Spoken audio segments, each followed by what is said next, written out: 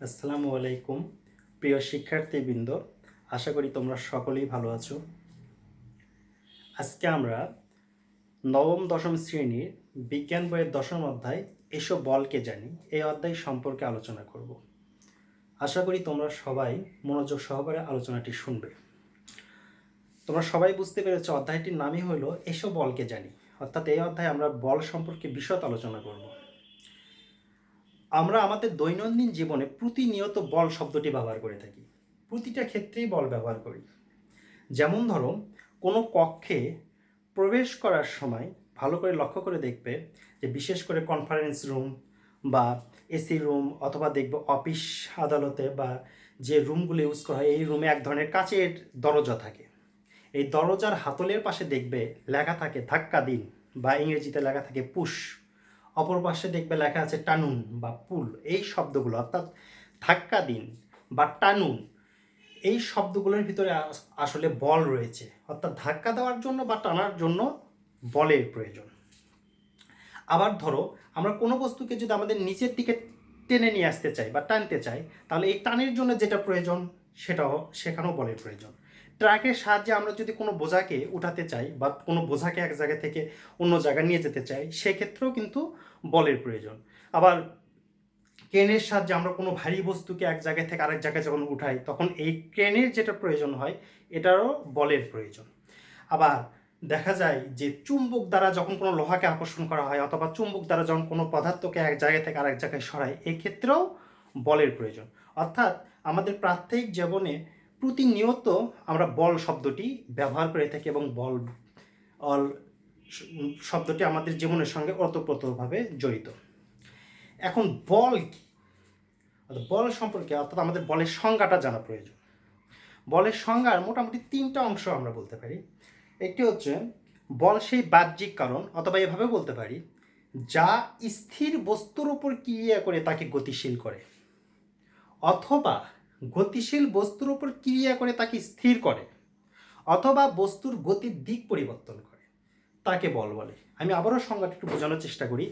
যা স্থির বস্তুর উপর ক্রিয়া করে, যেমন ধরে এটা একটা ডাস্টার, এই ডাস্টারটা এখন স্থির, এটার উপরে ক্রিয়া করে এটাকে আমি যদি এভাবে গতিশীল এভাবে সরাতে চাই, তাহলে এই যে স্থির বস্তুর উপরে ক্রিয়া করে তাকে গতিশীল করে।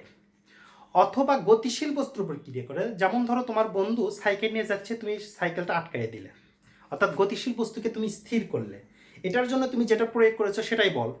অথবা একটি বল তোমার দিকে, হয়তোবা তোমার কোনো বন্ধু বল শট দিয়েছে, একটি ফুটবল তোমার দিকে আসছে, তুমি হাত দিয়ে বলটাকে সরাই দিলে, অর্থাৎ বলটার দিক পরিবর্তন করাই দিলে। তাহলে বলের সংজ্ঞা কি দাঁড়ালো? যা স্থির বস্তুর উপর ক্রিয়া করে তাকে গতিশীল করে, অথবা গতিশীল বস্তুর উপর ক্রিয়া করে তাকে স্থির করে, অথবা বস্তুর গতির দিক পরিবর্তন করে, তাকে বল বলে। প্রকৃতিতে আমরা অনেক প্রকার বল পাব। অর্থাৎ আমরা যদি চিন্তা করি তাহলে দেখব যে নানাবিধ বল রয়েছে। এই বলগুলো থেকে আমরা প্রকৃতিতে যত বল পাওয়া যায় এগুলিকে আমরা 4 ভাগে ভাগ করা যায়। এই 4টি বলকে আমরা অনেকে মৌলিক বল বলে থাকি।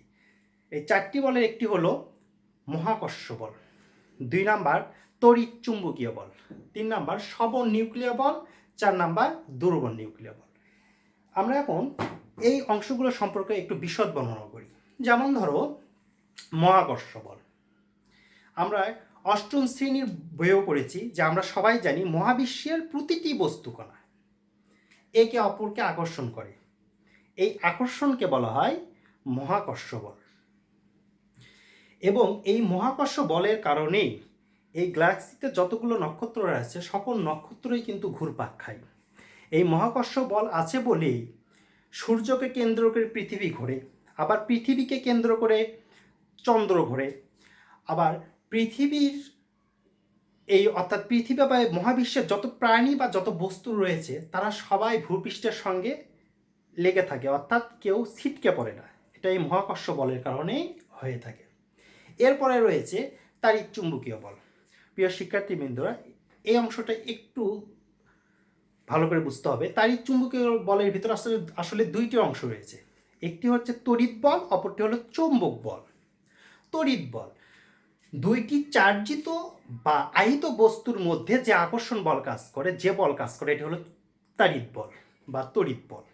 এবং দুইটি চুম্বকের ভিতরে যে বল কাজ করে এটা হলো চুম্বক বল। এই তড়িৎ বল এবং চুম্বক বল পরস্পরের সঙ্গে ঘনিষ্ঠভাবে সম্পর্কযুক্ত, এদের ভিতরে ঘনিষ্ঠ সম্পর্ক রয়েছে। এখন এই তড়িৎ বল এবং এই চুম্বক বল এরা সংযুক্ত অবস্থায়, দুইটা বল একত্রিত অবস্থায় যে বলের কাজ সৃষ্টি করে এটাকে বলা হয় তড়িৎ চুম্বকীয় বল। তড়িৎ চুম্বকীয় বল মাধ্যাকর্ষণ বলের তুলনায় প্রায় 10⁻36 গুণ বড়, অর্থাৎ প্রায় ট্রিলিয়ন গুণ বড়, এবং এটা খুবই শক্তিশালী বল। আচ্ছা, এরপরে আমরা আলোচনা করব সবল নিউক্লিয় বল। আমরা সবাই জানি প্রতিটা বস্তু পরমাণু দিয়ে গঠিত। এই পরমাণু সমূহের নিউক্লিয়াসে নিউক্লিয়ন পদার্থ থাকে, অর্থাৎ নিউক্লিয়ন পদার্থ বলতে এই পরমাণুর কেন্দ্রে নিউট্রন ও প্রোটন থাকে। এই নিউট্রন ও প্রোটনের মধ্যে এক ধরনের প্রবল আকর্ষণ বল থাকে। এই প্রবল আকর্ষণ বলকে বলা হয় সবল নিউক্লিয় বল। এই সবল নিউক্লিয়র বল এতটা বেশি, বা এই নিউক্লিয়াসের ভিতরে প্রচণ্ড বলে আটকে থাকে, এর জন্য এর ভিতরে যথেষ্ট শক্তির সৃষ্টি হয়, যা নিউক্লিয়াসের ভাঙ্গার ফলে অথবা ছোট ছোট নিউক্লিয়াস একত্রিত হয়ে এই বিশাল শক্তির যোগান দেয় বা এই বিশাল শক্তির সৃষ্টি হয়। এই কারণেই নিউক্লিয়ার বোমা এত শক্তিশালী হয়ে থাকে। সাধারণত সূর্য থেকে প্রাপ্ত আলো এবং তাপ এই বলের সৃষ্টি করে। আশা করি তোমরা সবল নিউক্লিয় বল বুঝতে পেরেছো। এরপরে আমি আলোচনা করব দুর্বল নিউক্লিয় বল। অর্থাৎ কোনো নিউক্লিয়াস থেকে তেজস্ক্রিয় পদার্থ, অর্থাৎ একটি ইলেকট্রন বা একটি বিটা রশ্মি বা একটি ইলেকট্রন বের হয়ে যাওয়ার ফলে যে বলের সৃষ্টি হয় এটাকে বলা হবে দুর্বল নিউক্লিয়ন বল।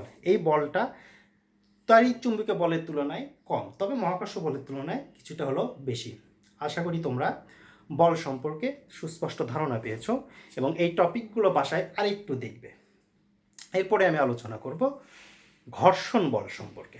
এটার সঙ্গে আমরা অনেকেই পরিচিত। যেমন ধরো, যে কোনো বস্তুকে আমরা যদি মেঝেতে গড়াইয়ে দিই তাহলে দেখবে কিছুক্ষণ পর বস্তুটা স্থির হয়ে গেছে। এখন আমরা যদি চিন্তা করি কেন স্থির হয়ে গেল, তাহলে অবশ্যই মেঝে এবং বস্তুর স্পর্শতলে একটি বাধার সৃষ্টি হয়েছে, এই কারণে বস্তুটা কোনো এক সময় থেমে গেছে। এই বাধাটাই হলো আসলে ঘর্ষণ বল। আবারও বলি, ঘর্ষণ বলের সংজ্ঞাটা এইরকম: একটি তলের ওপর দিয়ে আর একটি তল যখন চলতে চেষ্টা করে বা চলতে থাকে তখন তাদের স্পর্শতলে বিপরীতমুখী, অর্থাৎ গতির বিপরীতমুখী একটি বাধার সৃষ্টি হয়। এই বাধাটাকে বলা হয় ঘর্ষণ বল। প্রিয় শিক্ষার্থীবৃন্দ, মাঝে মধ্যে অনুধাবনমূলক প্রশ্নে আসে ঘর্ষণ বলের সুবিধা ও অসুবিধা। ঘর্ষণ বলের সুবিধাটি হইল, ঘর্ষণ বল আছে বলেই আমরা হাঁটাচলা করতে পারি। ঘর্ষণ বল আছে বলে আমরা দড়িতে গিট দিতে পারি। ঘর্ষণ বল আছে বলে আমরা দা, কাঁচি, ছুরি এগুলিতে ধার দিতে পারি। অর্থাৎ ঘর্ষণ বলের প্রাত্যহিক জীবনে আমাদের অনেক ব্যবহার রয়েছে। আবার প্রতিটা জিনিসের যেমন সুবিধা রয়েছে, আবার এর অসুবিধাও রয়েছে। এর অসুবিধাটি হলো ঘর্ষণ বলের কারণে যন্ত্র অংশ ক্ষয়প্রাপ্ত হয়। প্রতিনিয়ত বাস ট্রাকের চাকা ক্ষয় যাচ্ছে, বিভিন্ন কলকারখানার যন্ত্র অংশ ক্ষয় যাচ্ছে। এছাড়া আরেকটি অন্যতম অসুবিধা হলো ঘর্ষণ বলের কারণে অযথা তাপের উৎপন্ন হয়। এই তাপ উৎপন্ন হওয়ার ফলে প্রতিনিয়ত দেখা যাচ্ছে আমাদের রাস্তার পিচগুলো উঠে যাচ্ছে, বিভিন্ন কলকারখানা ইন্ডাস্ট্রিতে অতিরিক্ত তাপের ফলে যন্ত্র অংশ ক্ষয় হয়ে যাচ্ছে ইত্যাদি। তাহলে আমরা ঘর্ষণ বলের সুবিধা এবং অসুবিধা সম্পর্কে আরেকটু পড়ব। আমাদের বইয়ে এই ঘর্ষণ বল বাড়ানো এবং কমানোর কিছু উপায় আছে। আমরা এটা একটু রিডিং করে নেব, তাহলে আশা করি ঘর্ষণ বল সম্পর্কে পরিষ্কার ধারণা পাবে। এছাড়াও ঘর্ষণ বলের প্রকারভেদ আছে। ঘর্ষণ বল সাধারণত 4 প্রকার হয়। একটি হলো স্থিতি ঘর্ষণ, অপরটি হলো গতীয় ঘর্ষণ, 3 নাম্বার আবর্তন ঘর্ষণ এবং অন্যটি হলো 4 নাম্বারটি হলো প্রবাহী ঘর্ষণ। এখন স্থিতি ঘর্ষণ সম্পর্কে একটু আলোচনা করি। স্থিতি ঘর্ষণ হলো একটি বস্তু সাপেক্ষে অন্য বস্তু স্থির থাকা অবস্থায় যে ঘর্ষণ বল কাজ করে এটাকে বলা হবে স্থিতি ঘর্ষণ। এই স্থিতি ঘর্ষণের জন্য আমরা কিন্তু হাঁটাচলা করতে পারি। এরপরে রয়েছে গতীয় ঘর্ষণ। একটি বস্তু, লক্ষ্য করো, একটি বস্তু সাপেক্ষে যদি অন্য বস্তু চলমান হয়, অর্থাৎ একটির উপর দিয়ে যদি অন্যটি চলতে থাকে তখন যে ঘর্ষণ বল কাজ করে এটাকে বলা হয় গতীয় ঘর্ষণ। যেমন রাস্তা, এটার সাপেক্ষে এর উপর দিয়ে যখন কোনো গাড়ি চলে তখন এই গাড়ির চাকা কিন্তু যে ঘর্ষণ বলের কারণে থেমে যায়, অর্থাৎ একটা সাইকেল চালাতে গেলেও ব্রেক চাপে ধরলে সাইকেলটা থেমে যায়, এটা যে ঘর্ষণ বলের কারণে থেমে গেল এটা হলো গতীয় ঘর্ষণ। আবর্তন ঘর্ষণ, অর্থাৎ একটি তলের উপর যখন একটি বস্তু গড়িয়ে চলে বা ঘুরতে থাকে, ঘূর্ণায়মান অবস্থায় থাকে, তখন এটাকে বলা হবে, এই সময় যে ঘর্ষণ বলটা ক্রিয়া করে এটাকে বলা হবে আবর্তন ঘর্ষণ। যেমন এখন যে সুটকেসগুলো ইউজ করা হয়, এই সুটকেসগুলোর পার নিচে দেখবে ছোট ছোট চাকা রয়েছে, এই চাকার ঘূর্ণনকে বলা হবে আবর্তন ঘর্ষণ। অথবা আমরা ভ্যান রিক্সাতে বেয়ারিং দেখবে, বেয়ারিংয়ের ভিতরে ছোট ছোট মার্বেলের মতো লোহার বল থাকে, এগুলি প্রতিনিয়ত ভেতরে ঘুরপাক খায়, এটাকে বলা হয় আবর্তন ঘর্ষণ। এরপরে রয়েছে প্রবাহী ঘর্ষণ। প্রবাহী ঘর্ষণটা হলো এইরকম যে যখন কোনো প্রবাহী পদার্থ বলতে আমরা কি বুঝি? প্রবাহী পদার্থ বলতে আমরা তরল পদার্থ বা বায়বীয় পদার্থকে বুঝি, যে যখন বাতাস প্রবাহিত হয় অথবা যখন নদীতে পানি প্রবাহিত হয় তখন এর ভিতরে এক ধরনের ঘর্ষণ হয়, এবং এই ঘর্ষণের কারণে কিন্তু প্লেন থেকে প্যারাশুট নিয়ে যখন কেউ জাম্প করে তখন এই প্যারাশুটের সঙ্গে যেটা হয় এটা হলো প্রবাহী ঘর্ষণ। এছাড়া বর্ষাকাল নদ নদীতে পানি প্রবাহিত হচ্ছে, এই পানিটা নদীর পাশ দিয়ে বা নদীর পাড়ের সঙ্গে যখন লাগে এই ঘর্ষণ বলের কারণে কিন্তু প্রতিনিয়ত নদীর পাড় ভেঙে যাচ্ছে, অর্থাৎ প্রবাহী ঘর্ষণ। তাহলে আমরা কি পড়লাম? ঘর্ষণ বল কি, ঘর্ষণ বলের সুবিধা, ঘর্ষণ বলের অসুবিধা, ঘর্ষণ বলের প্রকারভেদ। এছাড়াও আমরা একটু পড়ে নেব ঘর্ষণ বল বাড়ানো এবং কমানোর উপায়। তাহলে এর সংক্রান্ত যে কোনো সৃজনশীলের উত্তর আমরা করতে পারবো। আলোচিত বিষয় ছিল বল। আরেকটা জিনিস যে আবার বল একদিক থেকে দুই প্রকার, অর্থাৎ স্পর্শ বল আরেকটি হলো অস্পর্শ বল। যে বল প্রয়োগ করার জন্য দুটা বস্তুর মধ্যে প্রত্যক্ষ সংস্পর্শের প্রয়োজন হয় এটিকে বলা হয় স্পর্শ বল, আর যে বল প্রয়োগ করার জন্য দুটি বস্তুর মধ্যে প্রত্যক্ষ সংস্পর্শের প্রয়োজন হয় না এটিকে বলা হয় অস্পর্শ বল। আমি আবারও একটু ক্লিয়ার করি। যেমন ধরো স্পর্শ বল, আমি বললাম টেবিলটা টেনে নিয়ে আসো, তাহলে তোমাকে টেবিলটা টেনে নিয়ে আসার জন্য অবশ্যই টেবিলকে স্পর্শ করতে হবে, আদারওয়াইজ তুমি নিয়ে আসতে পারবে না। তাহলে যে বল প্রয়োগ করার জন্য দুটা বস্তুর ভিতরে স্পর্শ করার প্রয়োজন হয় এটাকে বলা হয় স্পর্শ বল। বাট যে বল প্রয়োগ করার জন্য দুটা বস্তুর মধ্যে প্রত্যক্ষ সংস্পর্শের প্রয়োজন হয় না এটা হলো অস্পর্শ বল। যেমন যেমন ধরা যায় যে চুম্বক বল অথবা মহাকর্ষ বল, এগুলিকে বলা হয় অস্পর্শ বল। আশা করি তোমরা বুঝতে পেরেছ। এবার আমরা আলোচনা করব জড়তা নিয়ে। এবার আমাদের আলোচিত বিষয় জড়তা। এটা আমরা মাঝে মধ্যে ইউজ করি। জড়তা যে বস্তুর ভিতর আছে তা না, আমাদের অনেকের ভিতরে কিছু কিছু জড়তা রয়েছে, এক কথায় আলসেমি। জড়তা কোনো বস্তু যে অবস্থায় আছে চিরকাল সেই অবস্থায় থাকার প্রবণতাকে বলা হয় জড়তা। আমি আবারও বলি, কোনো বস্তু যে অবস্থায় আছে চিরকাল সেই অবস্থায় থাকার প্রবণতাকে বলা হয় জড়তা। জড়তা সাধারণত দুই প্রকার হয়, একটি হলো স্থিতি জড়তা, অপরটি হলো গতি জড়তা। অর্থাৎ যে ধর্মের জন্য বস্তু স্থির থাকতে চায় এটাকে বলা হবে স্থিতি জড়তা, অর্থাৎ চিরকাল স্থির থাকার প্রবণতাকে বলা হয় স্থিতি জড়তা। একটু উদাহরণের সাহায্যে আলোচনা করি। একটি কমন উদাহরণ রয়েছে যে আমরা যখন কোনো বাসে দাঁড়িয়ে থাকি, হঠাৎ করে বাসটা যদি রওনা যাত্রা শুরু করে তাহলে দেখা যায় শরীরের উপরের অংশ পিছনের দিকে ঝুঁকে গেছে, এটি হয়েছে স্থিতি জড়তার কারণে। কেননা শরীরের নিচের অংশ যখন বাসটি গতিশীল হয়েছে বা গাড়িটি গতিশীল হয়েছে তখন নিচের অংশ ও বাসের সঙ্গে গতিশীল হয়েছে, বাট উপরের পার্টটি বা উপরের অংশটি কিন্তু স্থির ছিল, সে ব্যালেন্স রাখতে পারেনি, ফলে পিছন দিকে সরে গেছে, এটি হচ্ছে স্থিতি জড়তার কারণে। এছাড়াও আরও কিছু উদাহরণ রয়েছে, যেমন আমরা অনেকে ক্রাম খেলি, ক্রাম খেলার সময় দেখবে ক্রামের গুটিগুলি যদি একটির উপর আরেকটির উপর আরেকটি দিয়ে রাখি, এইরকম স্ট্রাইকারতে যখন আমি আঘাত করব তখন নিচের গুটিটা দেখবে সরে গেছে আর উপরের স্তরটি আবার ওখানে রয়েছে। এটা যেটার জন্য হইলো এটাকে বলা হয় স্থিতি জড়তা। এছাড়া আরও কিছু উদাহরণ রয়েছে, যেমন ধরো শীতকালে আমরা যখন লেপ কাঁথা বা কম্বল রোদে দেই তখন এখানে যদি কুটন লাঠি দ্বারা এভাবে যদি আঘাত করি তাহলে দেখা যাবে এই ধূলিকণাগুলো ঝরে পড়লো। কেন পড়লো? কেন লেপ কাঁথাতে যে ধূলিকণাগুলো লেগেছিল ওই ধূলিকণাগুলো ওখানেই থাকবে, অর্থাৎ স্থিরই থাকবে। আর লাঠি দ্বারা যখন আমরা ওই লেপ কম্বল বা কাঁথাকে আঘাত করেছি তখন সেটা সরে গেছে, তখন ধূলিকণাটা ওখান থেকে পড়ে গেছে। এটা হলো স্থিতি জড়তার কারণে। এছাড়া রয়েছে গতি জড়তা। গতি জড়তা কি? গতিশীল বস্তু গতিশীল থাকার প্রবণতাকে বলা হয় গতি জড়তা। যেমন ধরো ফ্যানের সুইচ অফ করার পরেও তোমরা দেখতে পারবে যে 1-1.5 মিনিট ফ্যান এমনিতেই ঘুরতেছে, এটি হলো গতি জড়তার কারণে।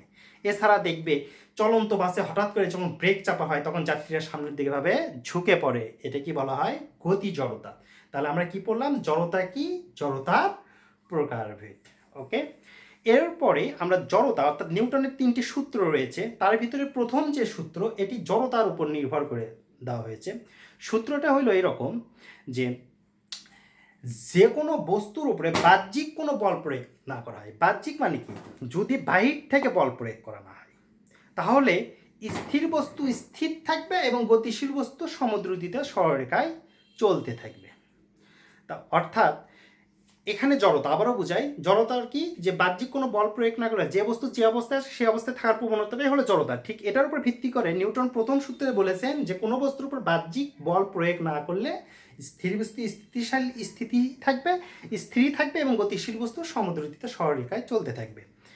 আচ্ছা, এই জড়তার উপরে এই প্রথম সূত্রের উপর ভিত্তি করে একটি গাণিতিক রূপ পাওয়া যায়। প্রথম সূত্রের গাণিতিকটা এরকম, প্রথম সূত্র থেকে আমরা পাই যে F সমান ma, অর্থাৎ এখানে এফটা হলো বল, এমটা হলো ভর, আর এটা হলো ত্বরণ।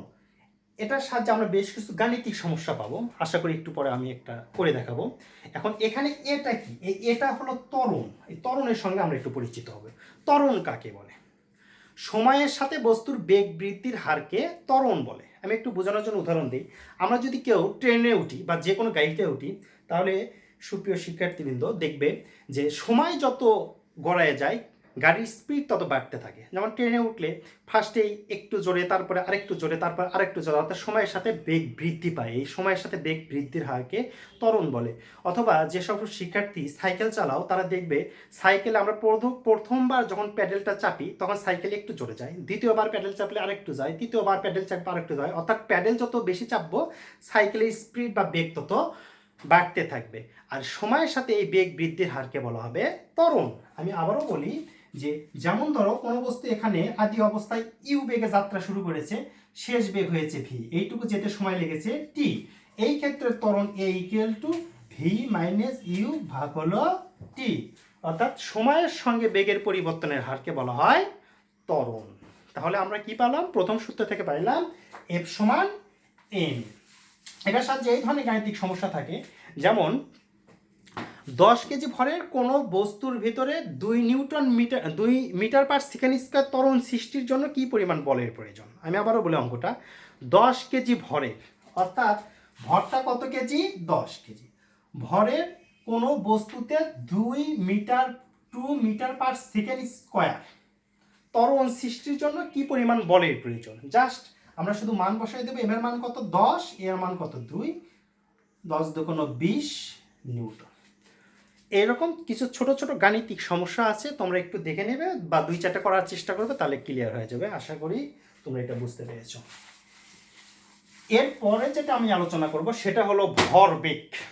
ভরবেগ ভরবেগ ভরবেগ এক কথায় ভর ও বেগের গুণফলকে বলা হয় ভরবেগ।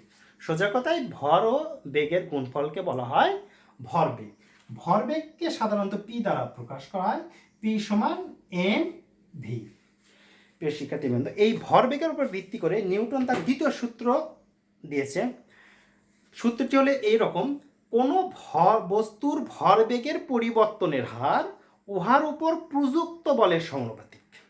আবারও বোঝাই দেয়, প্রযুক্ত বলের সমানুপাতিক, এবং বল যেদিকে ক্রিয়া করে বস্তুর ভরবেগের পরিবর্তনও সেদিকে হয়। ধরে নাও কোনো ভ্যান চালক ভ্যানের উপরে অনেকগুলি মাল চাপাইছে, এর ফলে ভ্যানটার, দেখো আবারও বোঝাই, যে বেগে যাচ্ছিল তার বেগটা কমে গেছে, অর্থাৎ এর উপর অনেক ভর চাপানো হয়েছে। এই ভরের ফলে আর বেগের, ভ্যানের যে বেগটা ছিল এই বেগ আর ওই ভর মিলে হয়েছে ভরবেগ। এখন ভ্যান চালক ভ্যানটা ঠিকভাবে টানতে পারতেছে না, অর্থাৎ ভ্যানটা ধীরে ধীরে যাচ্ছে।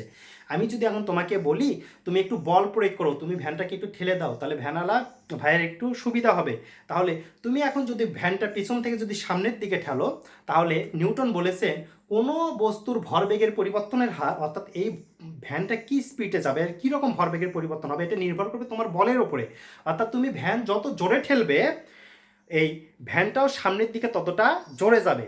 তাই নিউটন তার সংজ্ঞাত বলেছে যে কোনো বস্তুর ভরবেগের পরিবর্তনের হার ওয়ার উপর প্রযুক্ত বলের সমানুপাতিক। অর্থাৎ তুমি যত বল দেবে, যত জোরে বল দেবে, ভরবেগের পরিবর্তনও তত হবে।